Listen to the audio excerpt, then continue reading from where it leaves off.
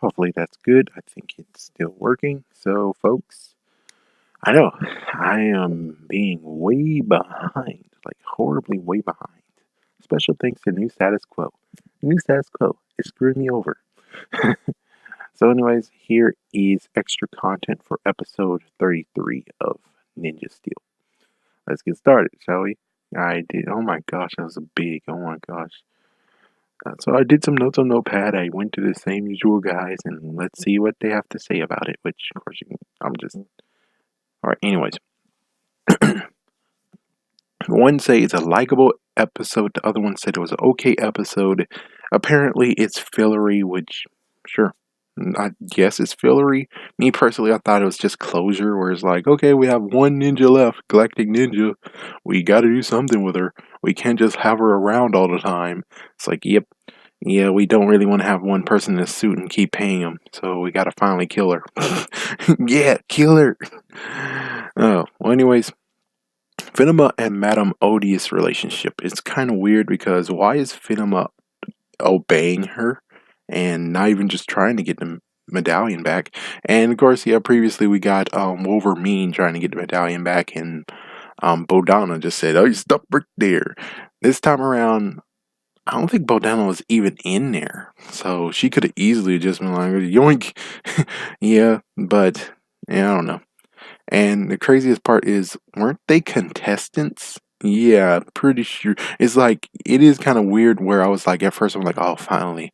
I think they just stopped doing the freaking stupid Galaxy Warrior crap. And then it's like, oh, well, there we go. Galaxy Warriors. It's still got a little bit of it there. It's like, I really wish you would have just allowed Odious to just be in the freaking damn spaceship now. Just be in the spaceship. Doesn't have to deal with anything of Galaxy Warriors. Galaxy Warriors is canceled. The person who hosted is destroyed. Most likely everyone who filmed it is destroyed. I'm just saying. There's really no need to have it, but yet they still have it. And that was one reason why I disliked Jungle Fury. Yeah, that was like one of the reasons why I didn't like Jungle Fury is because of that damn fly. It's like, get out of here. We don't need your stupid commentary.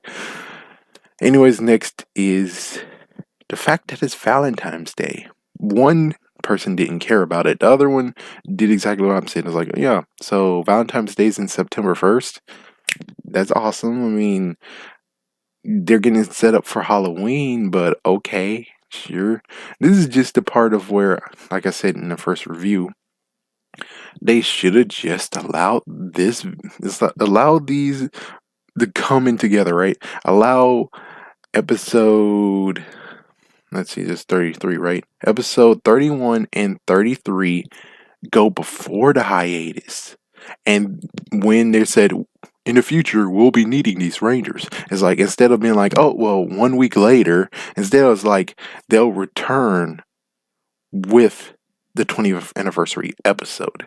That makes much more sense than be like, oh, well, a week later is the future. It's like, it is the future, but damn, that's what the frick, man. Couldn't you have waited a little bit longer? Maybe even have some hints during other episodes where it's like, oh my gosh, yeah, just like hinting at the fact of the yeah, Anyways, and plus, the interesting question that I just thought of as I was listening is, didn't Bulk and Skull do something like this? Yeah. But instead, I think Bulk and Skull both were actually the Cupids. They were both Cupids. I think they both actually sung. I think this is actually in the actual same episode where Zack got to have the dragon shield on. That was awesome. That's an awesome episode. And yeah, it's kind of funny where just like, go fly, little dove. It's like, oh my gosh. So same exact thing, except yeah, Victor being the lover seeker, and Skull, Monty being Cupid Wing Boy. The interesting part is that there are references and callbacks in this episode. Maybe by accident, maybe intentional. I think it's more intentional. Hearing now, it's like, I think Jude Lin wrote this episode. Pretty sure. Because there was no saying, this is epic. It's like, yeah, that wasn't in there. Pretty sure the cat lady always does that. Yeah, it's like, yeah, that's the stamp of knowing that the cat lady had some involvement in the episode, even if she only had 10%, like in the anniversary episode. So yeah, the episode where they did archery, yeah, trying to get that trophy, that's where Monty learned how to do the arrow. Interesting. And the first person actually liked Lori. The second person didn't even mention Lori. At least I don't think so. So, anyways, they repeated a lesson of the day. Apparently, they had a lesson of the day like this last year with the phone call. Yeah, the guy who's able to actually make it sound like he's different voices. I don't know which episode it is, so yeah, sue me. And apparently, he hates the magic of the Blue Ranger. Both Blue Rangers, the original and this one. And the scenes from Demorphed and Morphed is apparently leaked spoofly. There's some stupid dialogue with freaking Levi and also Brody, especially with Levi. And then we cut to after commercial. The prison apparently is hindering the series. Kinda is, kinda is. I don't know.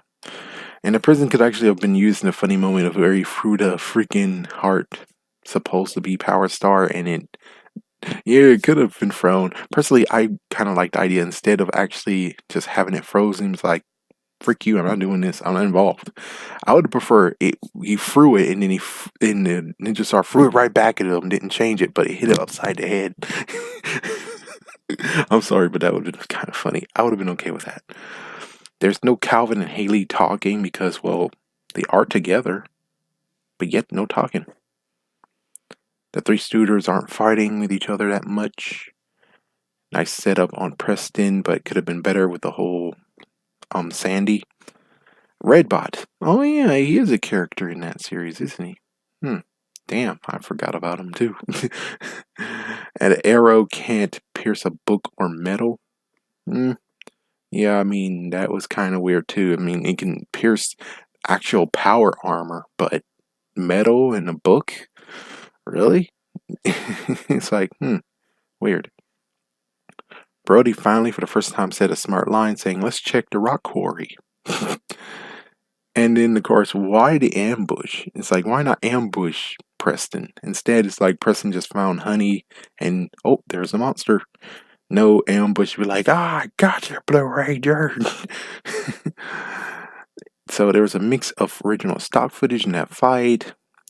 A good idea to grab the power medallion, but instead, no. Breaking the last arrow is breaking the spell, which I already talked about that too, but I don't know, man. I think I agree with the one person who commented down below and also this guy where it's like, yeah, I'm pretty sure taking the power medallion and, well, what the guy said in the comments and slashing it in half, pretty sure that would have done the job.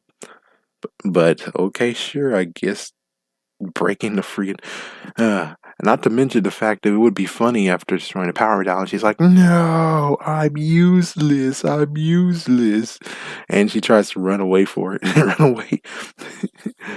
Now I would think she would be like, "I'm useless. I'm useless. Well, even though I'm useless, I'm gonna destroy you before I run away." Something like that. So Preston actually delivers the lesson of the day to the monster and demonstrated it, which, and they made original cockpits for the individual Zords. I kind of saw that. I kind of was like, what? But on the other hand, I was like, I don't really care, I guess. And of course, Lori the Gold Digger. He likes Lori. Yeah, he likes Lori, but I still don't. It's like, that's not how things will go, man. If Victor's rich and his dad sees everything being taken and he asks him, "Hey, so did you get the girl who you gave all this stuff to?" "No, daddy, I didn't. She just took it." It's like, just took it? Oh, hell no. And who knows what's gonna happen. I I don't know if I don't know if Victor's parents are smart or not. I have to believe they are. So I'm pretty sure they'll actually have somebody who will go over there and retrieve the stuff and don't even give a shit about her. Yeah, might even break into the damn house and take the stuff. But of course, I don't think Victor's dad is that dirty. I'm pretty sure what will happen is just the lawyers come to the girl's house and say, "Hey, well, they had a verbal agreement and she broke the verbal agreement. It's like, no, no, no. Well, he had a balloon. It's like, well, did he have the balloon or did he not have the balloon? And she's like, oh, he had the balloon, but it popped. And it's like, well, pretty sure when it comes to balloons, they do pop sometimes. It's like trying to ask him for having an ice cream in a hot day, and when he walks to you and the ice cream's all melted and you say no deal, you need to understand that the freaking ice cream can't survive the sun. Just like the balloon sometimes can't survive. Sometimes the balloon just pops all by itself. So just because the balloon pops, you didn't actually make that deal or even a verbal agreement up front saying, okay, well, if you get all the items, I'll go out to dance with you. But if you don't get one of the items, I'm going to keep all the stuff. It's like that was not part of the agreement. So sorry, but we're the lawyers. We're going to take the crap back. Frick you. Or you're going to pay us. It's like that's how it works. A rich dude do not actually lose like that. A rich dude will freaking get his crap back. The dad will get the crap back because unless it was used for a purpose, unless they're supremely rich, you don't give a even though if they're supremely rich and don't give a then that freaking check that he wrote to the school that got bounced. Well, the dad would have been like, "Oh, well, if you want to do that, I think it is a noble cause. Well, here we go because we have plenty of freaking damn money. Here's the school. Here's $10 million." It's like, yeah, we don't really know how rich Victor's parents are.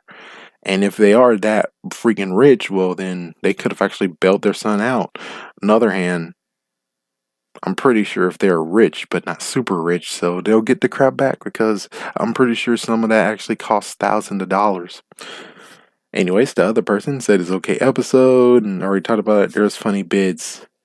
Preston got a individual morph, which that's good for him. Clever humor, individual cockpits. Yeah, he got the girl, even though he rejected the girl, and no dance for the closure of the episode. It's like you would figure that they would end it with the closure of the episode of them dancing and stuff, but in the dance. But no, never mind that. That's about it. Me, I don't really like her. Maybe because I don't like really girls at all. Yeah, especially ones that are totally bullcrap, you know? It's like, yeah, Victor and Monty, I know Victor might deserve it, but on the other hand, it's like, in reality wise, she's gonna meet up with a lawyer. A lawyer's gonna come to her freaking house and tell him, hey, you gotta give all that shit back. It's like, give all that back or pay how much that stuff really is cost. And most likely the girl's like, no, and it's like, yep, give all the stuff back. Grabbed all the stuff, drove off. The end. Yeah. People can't just swindle someone for free. She's gonna get screwed over. She's gotta get screwed over, chances are.